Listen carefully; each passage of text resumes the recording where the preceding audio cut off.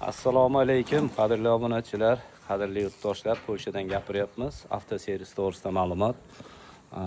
Kerakli ma'lumotlar bo'lib o'tadi. O'rtoqlar, servisimiz ish boshlagan, Yanki tomonda hamma shart-sharoitlari bor. Hadovoy barcha qismlari, motor qismlari bemalol murojaat qilaverasizlar. Ishlarimiz polniy chast, kuzovdan tashqari nima xizmat bo'lsa hammasi bor. Avtodetallar, donorga mashina, motor, korobka, qolgan qismlari hammasi bo'ladi. Moy almashtirish, antifriz almashtirish, lampochkalarigacha o'zimizda bor.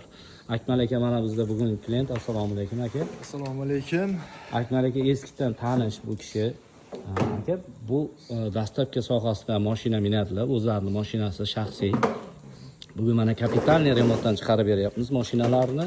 Bamper almashtirish, nasozlargacha hamma yoq xullas almashyapti. Akmal aka, Yevropaga kelgan yurtdoshlarimiz ko'pchiligi bu sohada ishlab ko'raman deb harakat qiladi. Ba'zilari o'xshata olmaydi, ba'zilari yo'l yo'rig'ini bilmaydi. Siz bu sohada qancha bo'ldi ishlayotganingizga? Men bu sohada 2 yildan oshdi. 2 yildan O'zi oshdi. asli 5 yil bo'ldi kelganimga, taksida ishlaganman.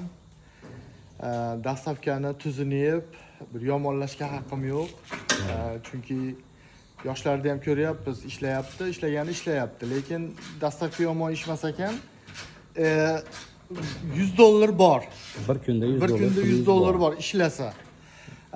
Endi O'zbekistonga solishtirganda ancha 5 barobar yaxshi. To'g'ri, bu harakatga ham bog'liq. Ishlayman degan odam bemalol topsa bo'ladi. Asosan mashinani qonun qoida bilan chiroyli shaharni bilib, minib ishni qilsa juda yaxshi ish. Nihoyatda yomon emas. Yaxshi ish. Servis tomonidan qanaqa? Servisga kelsak, servis yangi ochilibdi. Usta ham juda malakali, yoshi normalniy odam ekan, shoshilmaydi, cho'tki qilar ekan ishni menga. Men xursand bo'ldim. Mana hozir ko'rib ham turibman.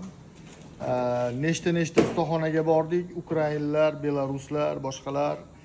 Borasiz, keladi, ko'radi, aybini, diagnozini qo'ya olmaydi. Mana hozir usta ko'tardi, diagnozini qo'ydi, hamma yo'qni joy-joyiga qo'yib, men xursand, mamnunman xullas.